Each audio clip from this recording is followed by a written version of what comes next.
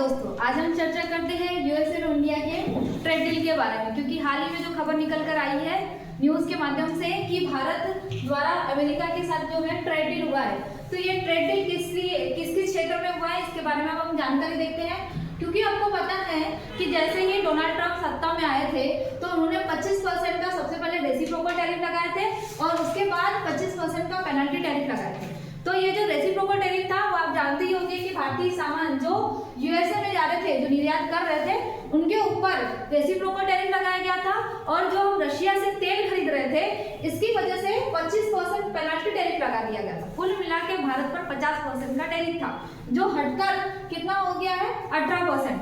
कुल मिलाकर अगर बात करूं तो 25% अगर हम रशिया से ऑयल परचेस नहीं खरीदेंगे तो उन्होंने बोला कि ये जो पेनल्टी टैरिफ था है ना 25% वो हट जाएगा। देन 25% का जो रेसिप्रोकल था उसमें कमी करके कितना कर दिया गया है 18%। मतलब कुल मिलाकर भारतीय सामान को जो कहना चाहिए बिकते थे, विक्रय करते थे, तो उनमें थोड़ी राहत मिली है ना। तो अगर बात करें कि 18% जो टैरिफ है वो कुल एशिया की अगर मैं बात करूं उसमें सबसे कम टैरिफ है ना। जापान में भी इससे ज्यादा है क्योंकि वो तो उसका मित्र देश है, वो बाप है तो ये बेचारा बेटा है जापान, है ना। तो 18% टैरिफ किस पे है, केवल भारत पे, है ना। अब इसमें ये देखा गया है कि जो इंडिया और यूएसए के बीच में जो ट्रेड डील हुई थी, मतलब कुल मिला के मोदी जी और डोनाल्ड ट्रंप के बीच में जो डील हुई थी, तो वो किस चीज से डील हुई थी, ऐसे तो डोनाल्ड ट्रंप मानेंगे नहीं। तो भाई उन्होंने ये बोले कि आप एक साल में 500 अरब डॉलर का जो है सामान आयात कीजिए, किससे, यूएसए से। अभी हम वर्तमान में 45.69 अरब डॉलर का सामान यूएसए से आयात करते हैं। अब ये व्यवहारिक लग रहा है कि भाई इतने से इतना बड़ा आंकड़ा 500 अरब डॉलर का वो नहीं हो सकता, लेकिन मोदी जी ने बोले वो भी जाएगा, है ना। इसके अलावा किस किस क्षेत्र में हमने जो है ट्रेड डील की है, क्या क्या हम सामानों को वहां से परचेस करने वाले हैं, तो ऊर्जा के क्षेत्र में तो आपके पेट्रोल, डीजल, ऑयल, कोयला और जो सोलर पैनल की जो भी सामग्री है ना, वो हम मंगवा सकते हैं। प्रौद्योगिकी क्षेत्र में वही इलेक्ट्रिक सामान वगैरह मंगवा सकते हैं। मुख्य जो है वो कृषि के क्षेत्र में समझौता हुआ है।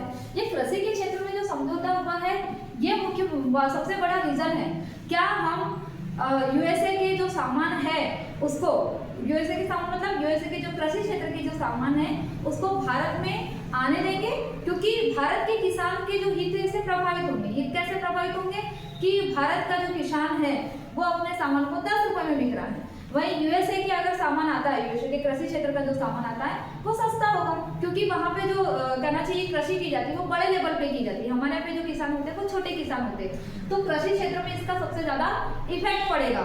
लेकिन अब देखते हैं कि सरकार द्वारा जो है कृषि क्षेत्र में किस प्रकार का समझौता किया गया है। फिर इन्होंने बोला कि मोदी जी से सामने बात रखी कि आप जो तेल खरीदोगे वो रशिया से नहीं खरीदोगे, रशिया से परचेस नहीं करोगे, किससे करोगे, मुझसे करोगे। मुझसे मतलब यूएसए से करोगे। और यूएसए के साथ कौन है भाई, वेनेजुएला, है ना। यूएसए के पास तेल की फैक्ट्री नहीं है, तेल की फैक्ट्री किसके पास है, वेनेजुएला के पास। कुल मिला के मुझसे अगर तेल खरीदना है तो आपको रशिया से तेल खरीदना बंद करना पड़ेगा। लेकिन अगर रशिया से हमने इकट्ठे तेल खरीदना बंद कर दिए तो हमारी जो ऊर्जा कहना चाहिए वो क्या हो जाएगी, गिर जाएगी।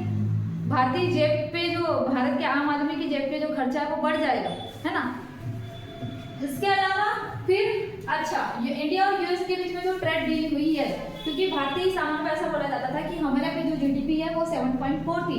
जैसे ये ट्रेड डील हुई तो शेयर मार्केट में उछाल आ गया, इसका मतलब कि हमारी जीडीपी में क्या होगा, ग्रोथ होगा, है ना। लेकिन ये देखा गया कि इससे किस किस क्षेत्र जो है उस पर पॉजिटिव इफेक्ट पड़ेगा। तो जेम्स ज्वेलरी पर भारत के, है ना, क्योंकि इन्हीं सामान को जो टैक्स लगाया गया था तो इन्हीं के हित प्रभावित हो रहे थे। जेम्स ज्वेलरी, लेदर, केमिकल्स और टेक्सटाइल आदि सेक्टरों के जो हित है वो पॉजिटिव रूप में ग्रोथ करेंगे, है ना।